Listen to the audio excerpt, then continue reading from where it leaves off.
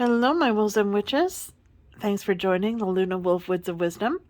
Those of you who are new, please do hit subscribe. And those of you who come back, thanks so much for returning. I really appreciate it. Nice to have you all here. And today I am doing a deck reveal. And I kept the packaging it came from just to show you. So this is who it came from. I'm not going to show their address for privacy reasons, but this is who the package came from. And it says Ian Daniels. And there's his signature down at the bottom. Let's see if I can get this. Yeah. So that's his signature down there. So Ian Daniels, you may know, is the deck creator of the Tarot of Vampires, the famous Tarot of Vampires. So those of you who have it know why it's so well loved. It's got an amazing guidebook. The artwork is just incredible. It's Ian Daniels who does the artwork and as well the guidebook. So I think it's so rare for one author and artist to put together such an amazing package with just this incredible, fantastic artwork and such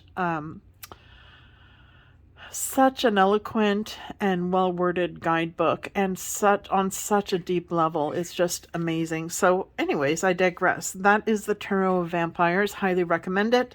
So this deck reveal is for his Oracle deck, which is called Faerie Enchantments. So it comes in this beautiful black box with some looks like bronze colored gilding, and it's plain black on the sides. And then this is the back of the box here. It says Magic Divination Cards, Ian Daniels. And when you open it up, it's got this beautiful design of flowers on the inside, roses in particular. And here we have the guidebook. So I'll get into the guidebook later, but it's a good size pocket guidebook. And it also came with this kind of like a cheat sheet, I would call it, I guess. And it's got the zodiac signs, the sun card, the moon card, and the associated ascendant card. So that's to make things nice and easy for you. Okay, so it comes in this little plastic wrapper here. I'll take that off. Put the guidebook away in the box. Okay, so with these cards, before I get into the artwork, this is what the backings of the cards look like. So they're double-sided. So each card has a different backing because the meaning of the card and the correspondences are on the back. Okay, so we've got colors, crystals, we've got the planet that it's associated with, the herb that it's associated with, the animal. Looks like there's another animal, not necessarily a bird, but there's two animals that it's associated with, and then there's an element, iron, and then there's a noun. It's not necessarily the same type of noun. It could be a direction or a place, or a place in nature. So it looks like it's a place where these cards are associated with.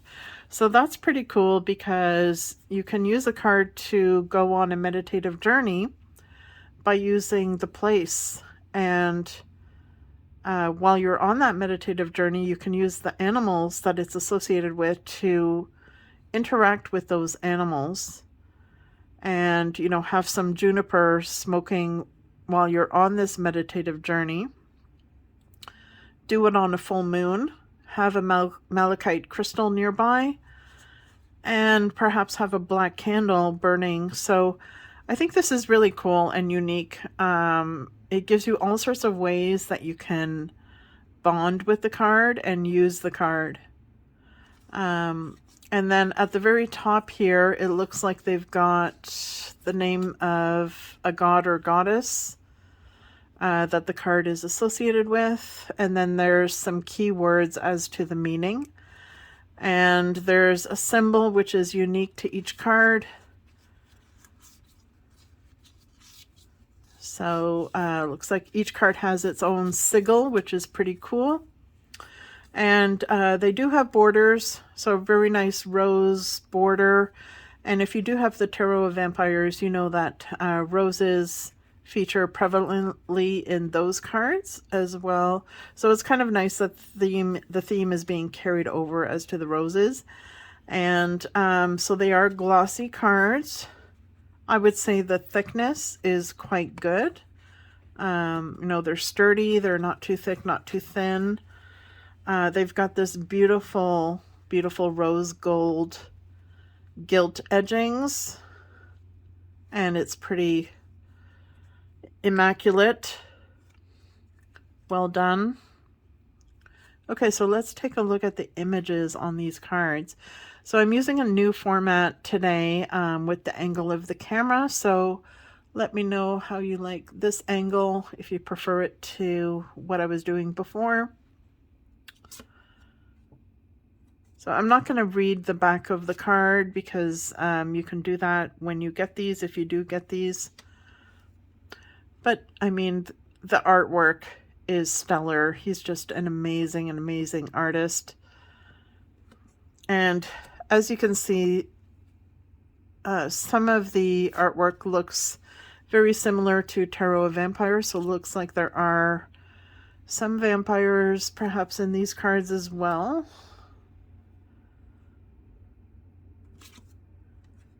So like I said, I haven't actually used these cards yet because I wanted to do the reveal before I start using them.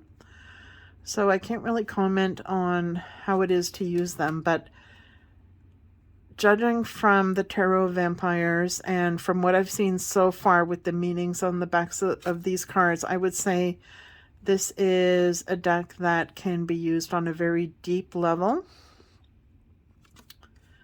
As with his Tarot of Vampires deck, I would say it's probably the most deep deck that I have, or definitely one of the top 5 deepest decks.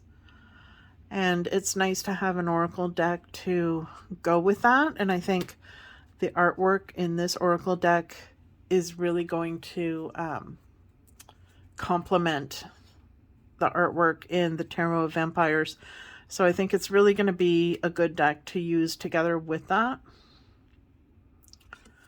And it looks like there's not just vampires in here, but fairies.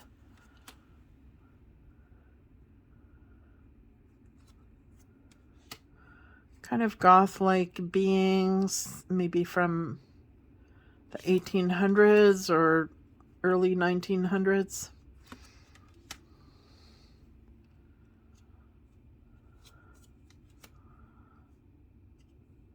Interesting.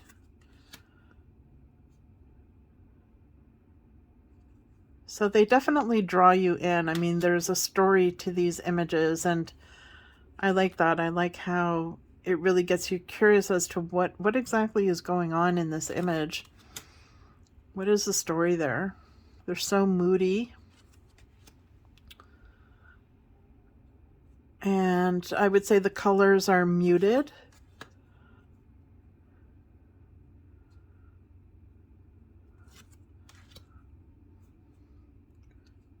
Very pretty.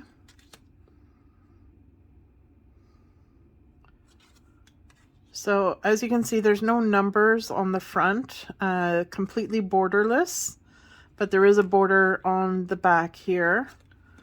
So you don't really mind the border on the back, and it's really great that there's no border covering up this beautiful artwork. That's a really nice one there.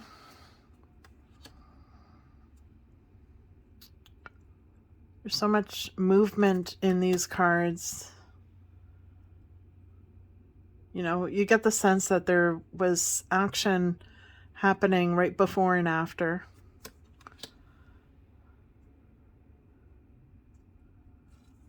So I haven't seen this deck talked about too much on YouTube videos, so I don't know if it's considered to be a rare deck.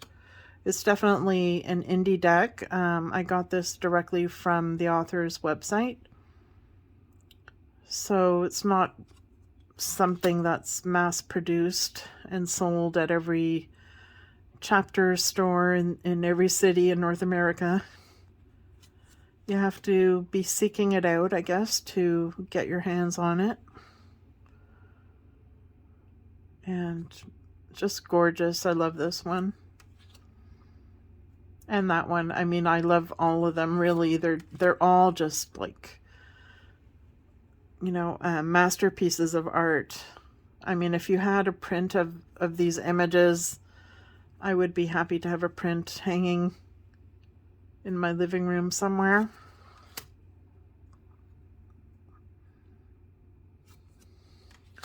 So let me know what you think of this, those of you who have it, and especially if you've had it for a while and you've used it, I would love to hear how you're using it in your practice and how you find these cards.